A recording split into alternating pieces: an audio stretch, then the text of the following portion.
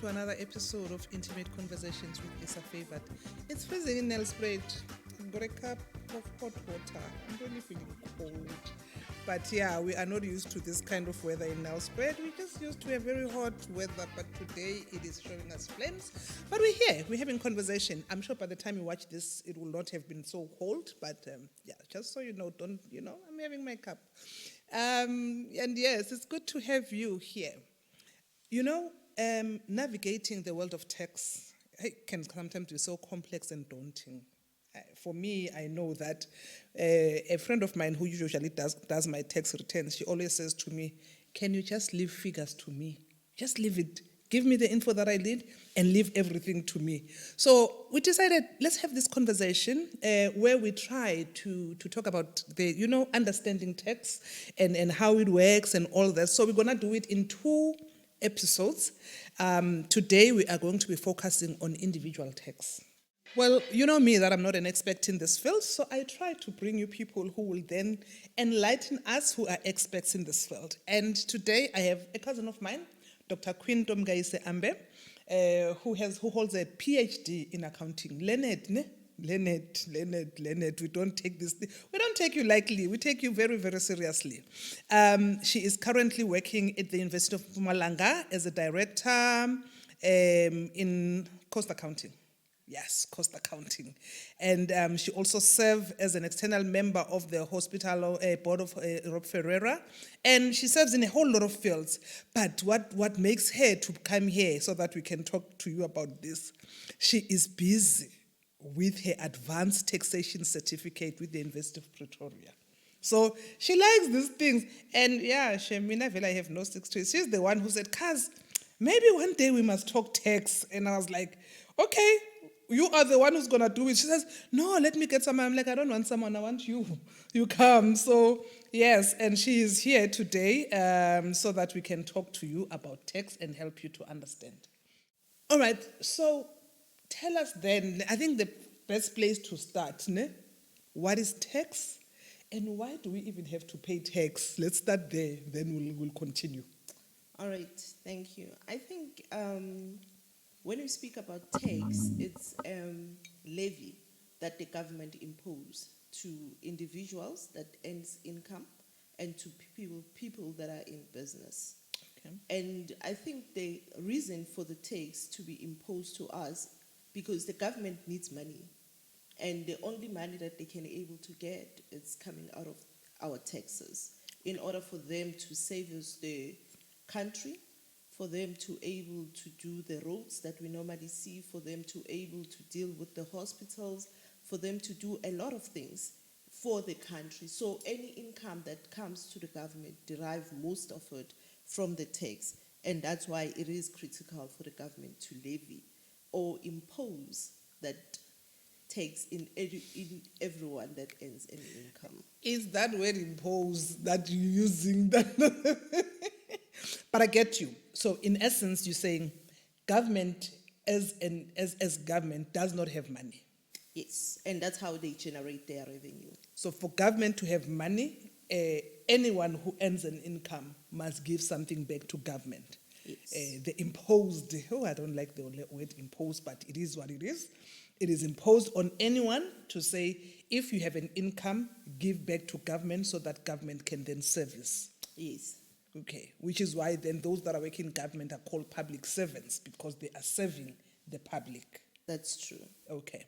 Yes. And I don't want us to go deeper into government, but basically, so when government gets that money, you know how every year they'll say there's budgets and then government does the appropriation, then it will then be channeled on the different areas that government needs to service. Yes, and then they just channel it in the different fields. They will say how much it goes for education, how much it goes for health, and how much it goes for municipalities and all the different sectors of the government. Okay. In order for them to provide the services that we always cry for. Okay.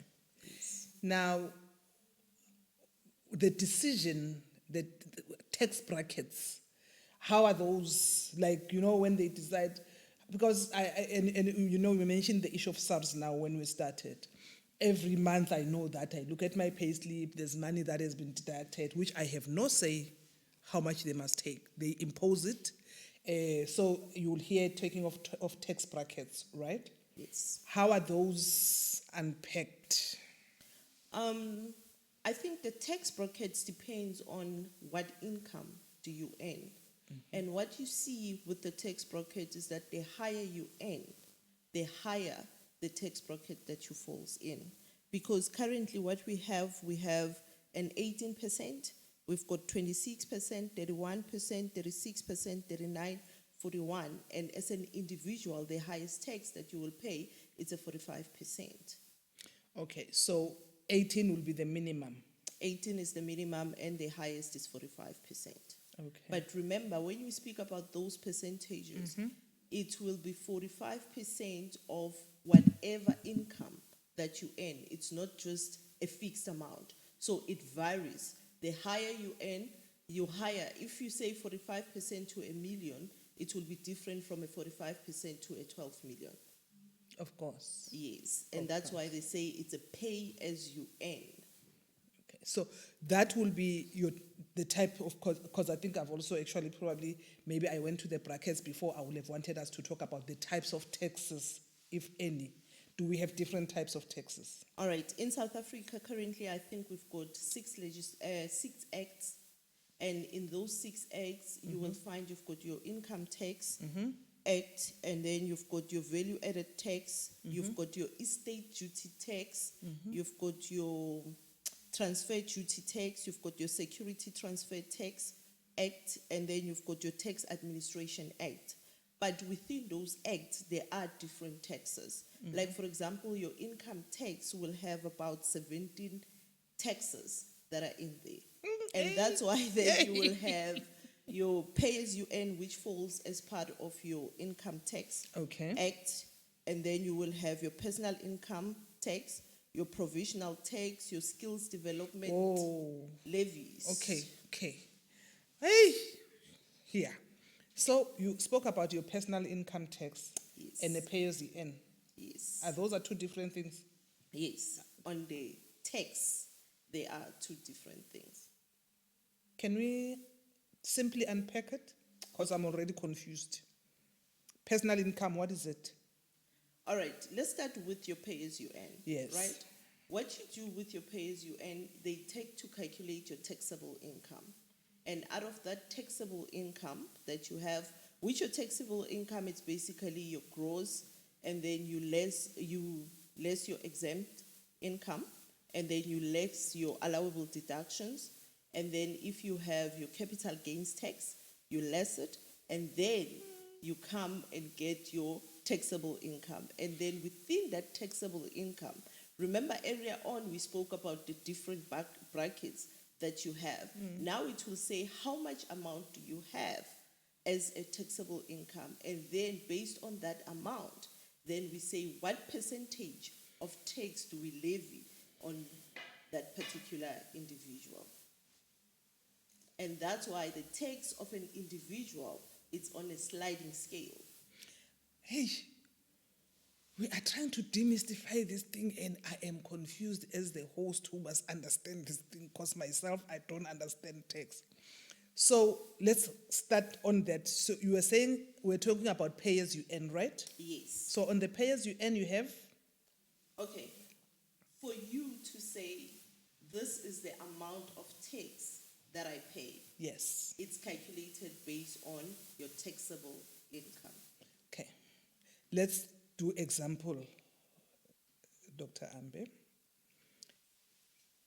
Somebody earns, I don't know if that would be complicating it, but I just want, so in the income that, because I know there's people who don't pay tax, right? Yes. What is we start paying, yes, what is the threshold? Okay, they are different, for the people that are less than 65 years, their threshold is 91,250 per annum. Per annum, yes, for the 2022-2023 tax year. Okay. So anyone who is below the 91 threshold will not be paying tax. Yes. Okay. But remember, it depends on what age you are in.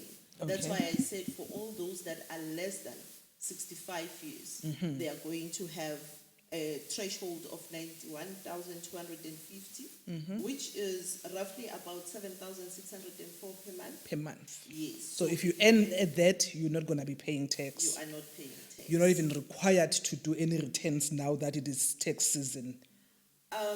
What SARS is saying now is that even if you are below The the threshold. threshold, you have to file your tax. So even in this tax season, but at the end, it will come back and say zero. But they need that information because what is coming out is that they don't only use that information to calculate tax, but even to know the population, to know where people, how much people earn, where are they staying, and all of those. So the information that SARS has is not only being used just to calculate for your tax. So regardless of the amount which you earn, you will still have to file because they need that information in order for them to use it for other things. Okay. So you've already explained that the ones below the threshold, SARS still wants them to file, even though it is going to be a zero return, a nil, whatever. Yeah. Yes. And then above the threshold, which is because when you were explaining that, you were saying it's on a sliding scale. Yes. Okay. So now it says the higher you earn, the more that you pay. So now, from those that are earning more than 7,604 per month, then those people now they start to pay tax. And the minimum tax rate that they have to pay is the 18%, which it moves through the sliding scale, and then it goes to 26%, it goes to 31, it goes to 36, 39, 41%, and the maximum is 45%. Okay. Can you explain then, because I've heard people saying that 50,000 or that gross of whatever amount that a person earns, it's not taxed. Let's say it is the 45,000 threshold. It's not actually the whole amount that will be taxed at 45,000. It will be taxed differently according to the different amounts. All right, yes. I think there are different tax percentage which they tax with. Okay. And then now the higher you earn, as we said, is that the higher you're going to pay your tax. So now those that are paying the 18% is those that they are earning 237,100 and less, Okay. right? But remember, they are still going to have the subtraction of the threshold. Oh, Yes. so of that 200 amount that you're saying, that which is 91,000 will be minused. Yes. Okay. And then you minus that particular amount. So that and the then they difference- take that different and multiply it by the 18%. So it will be applicable across the It will be- different until you get to the 45%. Yes. And we must take note that those amounts they change them annually. Yes. And the one that I'm referring to is for the 2023-2024 tax season. So it's the current values that they are being used. So as they are currently, as we are filing now, so those are the figures that will be used, or it will be for the These ones are going to be for the next season. Oh, Yes. okay. So- but for the current season, it's going to be between those that are earning less than 226,000. Okay. So if you earn 226,000 and less, they are going to minus the threshold, and then whatever that is left is going to be multiplied by 18%. Okay. I heard you saying as you are doing that, there's deductibles or there's rebates, or I don't know, there's a word you used.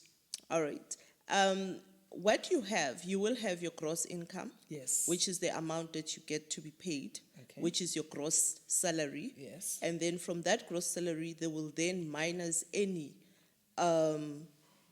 deductions. Yes. And a common deduction for a person that is working, it becomes your pension fund, or your retirement fund, or your retirement annuity fund. Yes. Then they get to deduct it. But even that, there are limits that are imposed and says we will deduct but up to a maximum of 350,000 per annum, Okay. or a 12.5% of your taxable income. So they give you the different threshold as well in what it is deductible from your salary. So now what you will have, you will find that your gross salary is 300,000 and you are paying a pension of 4,000 per month, and then they will take that 4,000 multiplied by 12, because obviously it's not going to be above 350,000, so it's going to be fully deductible. And then once you take your gross, you less your deduction, allowable deduction, and then you're going to get your taxable income before your medical aid tax credit. Because those, I'm sure we're doing elementary grade 1 explanation here, ne? all right. So when you say the deductible, so the pension they will take, so as they work out your tax, that amount will be minused from your tax. They will not tax you for that amount. Is that what it means? Yes. So I think most of the time that's what I encourage people to do, because what happens is that most of the people, they will have the lowest pension contribution that they can have. The lower the pension contribution that you have, the higher the tax you're going to pay. Because what it's deducted, it becomes less. Because your pension, it's deducted before your taxable income. And with your taxable income, you then calculate your tax. Okay. So that's where they said that particular amount. So you take your gross, you minus your pension contribution, then you're going to get your taxable income. Then that taxable income is the one that is used to against the sliding tax scale. So it's not your gross income. And that's why it becomes very critical for people to try to invest as much as they can in the pension. Because even if your pension gets to be taxed at the later stage, it's not taxed now, but it's going to be taxed when you withdraw from your from your retirement fund. But on your withdrawal on the retirement fund, if you are at the age of retirement, which is 55 and above, then the tax amount is lower. Because whatever that you're going to get, it's going to be taxed, I think it's about 18% currently. But after, remember also, there is a sliding scale that goes through on that as well. Okay. So I think we are fine on that.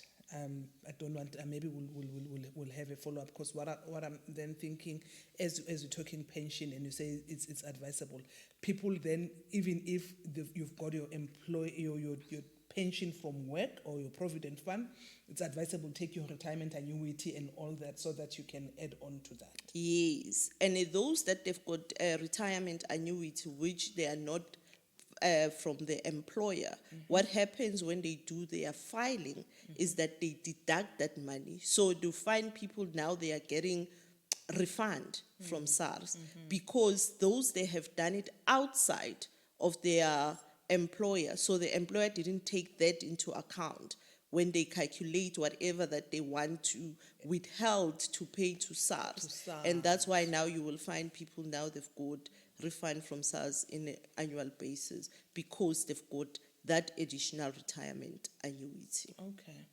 And I'm thinking to myself, probably the reason for government doing that is because they know that if you have some money at retirement, you will not then rely on the state to take care of you. So they kind of compensate you for that particular reason. That's true.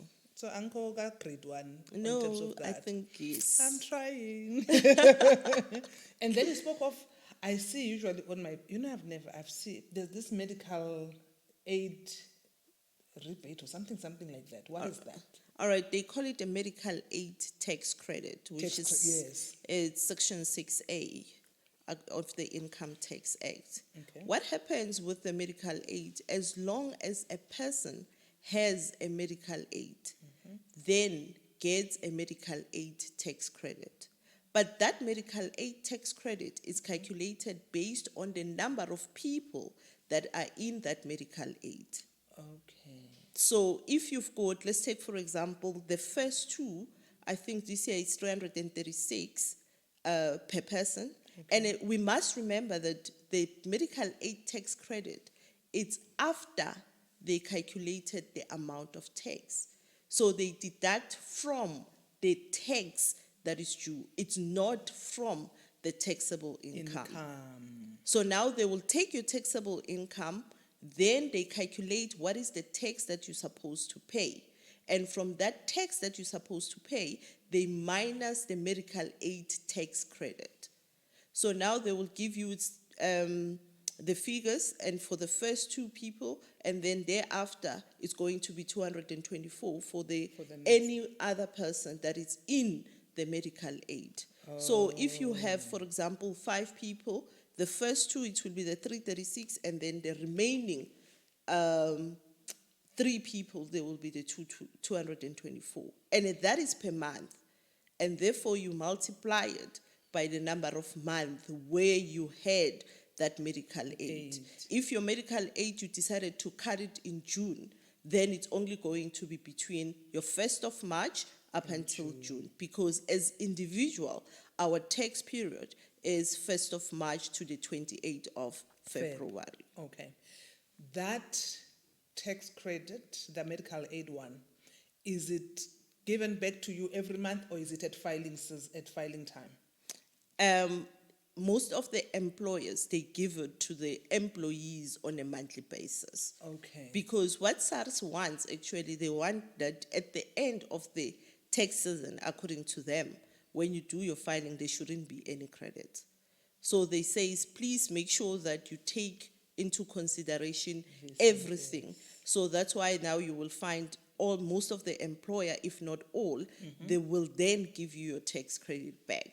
But in that tax credit, you've got additional tax credit as well, which is very critical, because what other people that they don't know is that when you have a disabled person, you get an additional tax credit.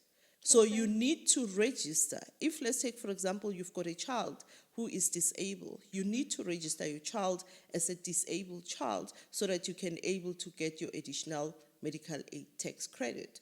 And all those people that are above 65 years of age as well, they get an additional medical aid tax credit if they still have a medical aid. Okay. Now, the one on the disabled child who's on a medical aid and all that, that will be, because I think there's a grant also that you get for a disabled child. I'm not sure whether it's only people who are not working, and if you are aware of that. So you will still get this credit and still be able to claim the disability grant. I think I'm not 100% perfect with the disability, because that is social affairs. Yes. It's not part of The tax thing. Okay. But with the tax, I know that you get additional medical aid tax credit if you've got a disabled child. And you have them on medical aid. And you have them on the medical aid, yes. Okay. And they are listed as Disabled. a disabled. And there are requirements that SARS has to say, who do you regard What is disability? as disability? Yes. It's not everyone. I can't say my child's head is like this, and then I decide to say it's a disabled child. No. Okay. He has to meet the minimum requirements that SARS has for a disabled child. Okay. So we've taken out the pension, we've taken out the issue of the medical aid. I think you also spoke of, what is the other thing before we get to your pensionable income? I know that for people that are on total cost to company, there's also the one that you can structure, whatever. Does that form part of your taxable or non-taxable income? Okay, I think now we are speaking about the remuneration of a person. Normally what you will have at work, they will say 65% is pensionable and the 35% is non-pensionable, which that is how you structure your income. But when it comes to tax, it will be the 100% of what you earn. So the issue of the taxable and the non-taxable, I think they are only using it in order for them to calculate your pension, because your pension will then be calculated from the taxable income, not from the total, depending on what structure does that particular employer has for the employees. Okay. Yes. And that's why when it comes to the filing side and when it comes to SARS, SARS is looking at the total cost to company. Okay. Yes. All right. So, and I know, as you said, your employer will then deduct. At what point does then a person find themselves owing SARS? Yes. The issue of people owing SARS, I think most of the time it comes to those people that some of them, they have small businesses which they have registered with SARS, and also find that they have not paid. They have declared, but they had not paid, because okay. there are provisional tax payments that gets to be made. Okay. And in some other instances where people they will find to be owing SARS is those people that there might have been some miscalculation.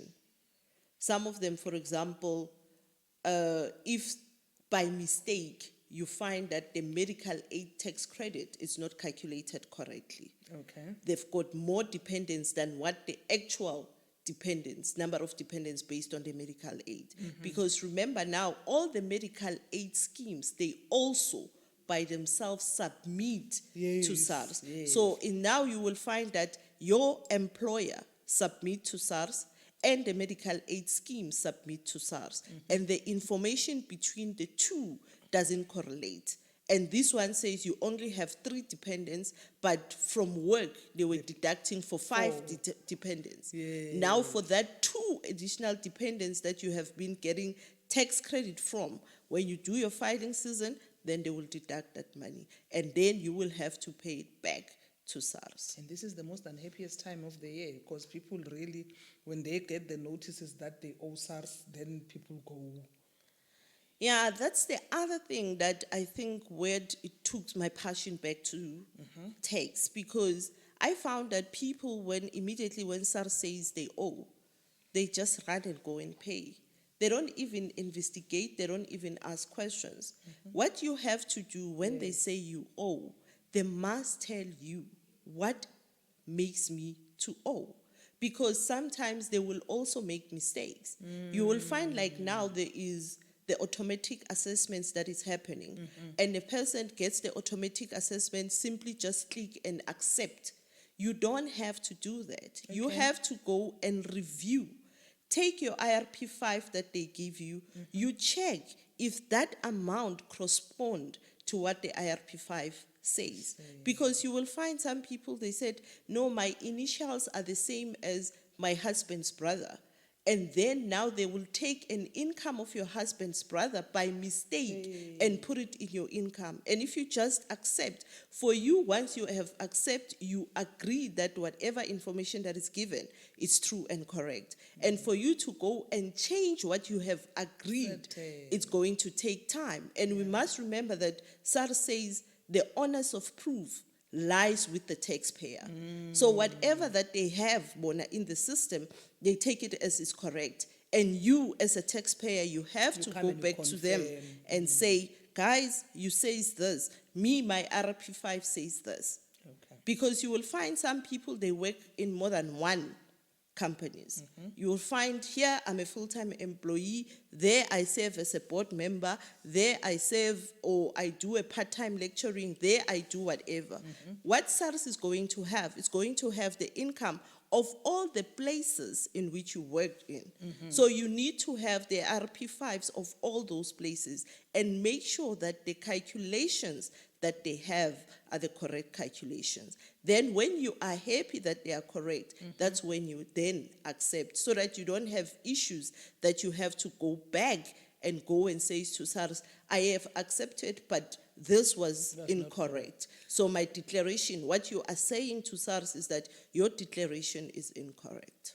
So basically, if we are to help somebody now, we are saying, as the tax season has started, take your IRP5, whether it's 1 or 3 or whatever. But take that, go to the system, go onto your e-filing system and compare. Yes, that's what we are saying. And when you say everything has been taken into account, then that's when you accept.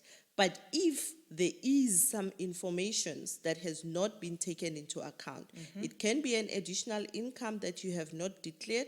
Like, for example, there are people who will have some cottages where they rent and they receive rental income. SARS might not have that information. But now, because there are deductions that you want to make out of that rental income, you must include the income so that you can able to include the deduction. Because now, as an individual, if, for example, your small business that you do, you have declared it and it makes a loss, you can able to use that loss in order to reduce your tax that you have to pay. Okay. So some people, they don't declare because they feel that SARS is going to tax them Take on from- that. yes. But you must make sure that you've got both the income and the deduction so that you can pay what is due to SARS.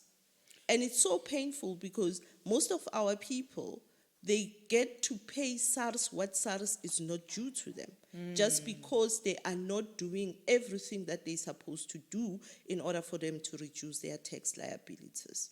Okay. So the opposite of that can also be true. Back to the small business of saying if the business that you've declared has made a loss, then you might get some deductions. SARS will be able. But if it has made a profit, it means there's some things that you must give to SARS. So sometimes then people avoid that and they cheat themselves when they have not made a loss, when they have made a loss. Yes. And remember, once you declare the first year, for example, if is a rental business, you will have to declare on all the other years, except if you say, now I'm no longer doing that business. Okay. Because you are allowed to do a business as a sole trader. And it can be taxed under your individual tax as well. Okay. Yes. Yeah. Okay. But what I have realized is that most people, they make losses, but they don't account for those losses. And now they are not getting the tax relief that comes out of that particular loss. Yes. Now, for the people that, let's say, and I'm going to go back to people that they have structured their salaries and they've got travel allowance and all that, because I think that's where also a whole lot of drama happens during during the filing season. Yes. How does that work? When it comes to the travel allowance, the travel allowance, that's where most of the issues. A person must have a logbook. And the logbook, it means you have to able to capture the travel, the distance that you traveled for business purpose and the distance that you have traveled for private purposes. And then whatever that you get as a travel allowance, I don't want to go in details because I'll start now putting the percentage and whatever, and then people will Same. start gets to me. I'm just going to state the principle. Yes. Then I think you need to travel about 12,000 kilometers a year in order for you to be able to qualify for travel allowance. Now you will find people who travel less than the 12,000 kilometers, and then they go and structure for travel allowance because they feel that they are going to get deductions out of that particular. And that's where now people get to be caught. Okay. Because you will find that they will say, you will file your tax. And once you file your tax, then SARS decide that they take you for an audit. And once they take you for an audit, it means they need proof of everything that you have filed in. Now let's take, for example, you have done your filing and you said you have traveled 15,000 kilometers. Now they said, give us the claim forms that you have submitted from work that proves that you have traveled the 15,000 kilometers. You will not have that. And now they will start then, because SARS has the right, based on the Tax Administration Act, to go back in your previous filing seasons that you have done. Now they will not only audit you for that current year, but they will open up for all those years in which you have filed incorrectly. And that's why every time they say, please make sure whatever that you put in as the information, it's 100% correct. So that it avoids, and you have supporting documents that support whatever that you are saying you have, the cost that you have incurred. Because when they do the calculation, especially for the travel allowance, they even look at the value of the car, the expense that you have incurred for that car, and all of those. And it always differs from individual to individual, that's true. depending on what you drive, depending on number of kilometers that you drive.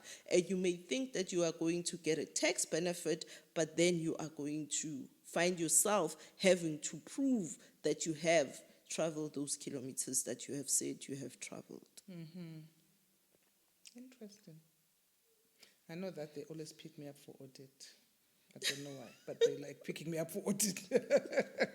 They always pick me up every year. Okay. What are other, because I want us to move towards a close, my head is like, spinning, so much information. Are there any other critical issues that you would have wanted us to touch on that you had in your mind that you think they will help somebody understand tax and in this filing season? I think for this filing season, what I want to say to most of the people, please interrogate before you file, before you declare that that information is correct. Because if you don't, you just click because you said, I just want to get SARS out of my bag, then you might find yourself in more trouble than what you think you are running away from. And again, when SARS comes to you, please don't run. There is nothing that you have to run. You just have to provide whatever information that they want you to provide. Because what is currently happening, SARS will say something and a person will just run away because they don't want SARS, they don't want to speak about SARS, they don't want to see SARS. SARS then impose that amount. And once they impose, they go and garnish you. And then now you find you have to pay, because once they garnish you, they are going to send it to your employer. And your employer, normally they don't even ask any question. You just They see a do the deduction. deductions and then they pay it over to SARS. And you may find that at the end, you are paying something that you are not supposed to pay because you have not looked at what information was there. You have just simply agreed. And after you agreed, they said you are picked for audit, and they ask for additional information. You don't provide that additional information that they are looking for. And then the next thing what they do, they simply say, this person is owing us. And once they say that person is owing us, then they expect that particular amount to be paid. And if they ask you for the first time, you don't respond, second time you don't respond, the third time, they look at where does this person receive income. Then they go there and they say, please deduct 5,000 rand per month. Let's take, for example, a person is only getting a net, because they are not looking at the net. They are looking at the gross. Yes. And you find a person is getting a net of 7,000. If you have to pay SARS 5 out of 7, and some people, they also just keep quiet. They don't even go back to SARS and says, I can't afford. Yes, I agree, but I can't afford. Go back to them and says, you say you want to take 5, but I'm only getting a net of 7. I can't survive. Please reduce, because now you don't have the option to say your calculation was incorrect. Yes, it's too late. So it's too late. So now you will just say, please reduce. I can't afford to pay the 5, I can only afford the 1.5.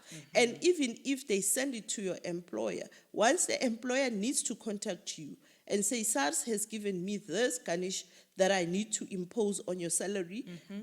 Remember, firstly, the employer doesn't have a right to say no, but the employer can negotiate on your behalf. Okay. And that's why to them it's the appointment of a third party who does the collection for them. Okay. And then once now the employer negotiates on your behalf and says the net of this person is this much, and therefore cannot able to afford this, this is what they can afford, then you will start paying that. But please don't agree to everything that you see and everything that you are being told. SARS is just a normal department, government department. If you speak to them and inform them and give them what they want, they will always be on your side as well, and they will always listen to you, and they will always find an amicable solution out of the problem that you are currently facing. So my advice is, once SARS says this, don't simply accept, look at it, and make sure what they say is 100% correct. And then you do exactly what they want you to do, and everything is going to be okay. You won't have the issues where you find people now, they are paying monies that are not even supposed to be paid. So in essence, saying don't bury your head in the sand and hope the problem is going to go away. Please don't. Don't. Just deal with it. Deal with it. Deal with it. And provide whatever information that they require you to provide. And that problem, I promise you, it will go away, but without negatively affecting you than what I currently see. Viewers at home, you've heard it. My head is spinning. And I think the last part is easier. Oh, when you started, my head was spinning, the language and all that. But I believe that we have learned something. And as we are currently in the filing season, it is important that we just make sure that we don't let the filing season go by also without you having filed. Because then it accumulates, and SARS will find you. Hey, SARS always finds you. So make sure that you deal with it every year, do your filing, so that, and if you don't know, I know that you can also go to SARS offices, they will be able to assist you. Or if you find somebody that can do it for you, but I think it's even easier if you just go to their offices, because they work with these things, they should be able to assist you, and you are done. Just then you are clean, you have no issues of dealing with SARS. And like I indicated, Dr. Amber will come back again, so that we unpack these issues further. We're going to deal with business tax and all that, because there's a number of issues that we need to understand. Mara, as for me, guys, like today, I have learned. I had my head spinning, of course, because of the jargon that she was speaking. But yeah, we're learning every day, right? Like I said, remember to subscribe to the channel. If you have not yet subscribed, make sure that you subscribe, hit that subscribe and click the notification button so that when we upload new episodes, you are able to get notified of those episodes. And do share this information. Don't keep it to yourself. Share it with the next person and the next person so that we can all be empowered and educated. Thank you for tuning in. Until next time, take care.